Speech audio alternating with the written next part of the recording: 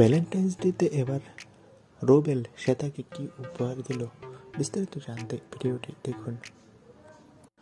অভিনয় করতে করতে প্রেমে পড়েছেন এমন উদাহরণ রয়েছে টলিউড স্টুডিও পাড়ায়। তারই মধ্যে একজন অভিনেত্রী হলেন কৌশাম্বী চক্রবর্তী ও অভিনেতা আদ্রিত রয়, আবার অভিনেতা রোবেল দাস ও অভিনেত্রী শ্বেতা ভট্টাচার্য। রোবেল আর শ্বেতা যমুনা ডাকে ধারাবাহিক থেকে প্রেমে পড়েছে।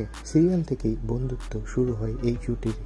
এই তো কিছুদিন আগেই ধুমধাম করে রোবেল শ্বেতার বিয়ে হয়েছে, আর বিয়ের প্রথম ভ্যালেন্টাইন্স ডেতে এবার বিশেষ উপহার দিয়েছে স্ত্রী শ্বেতাকে রোবেল নাকি একটা শাড়ি আর দামি একটা কানের দুল উপহার দিয়েছে শ্বেতাকে।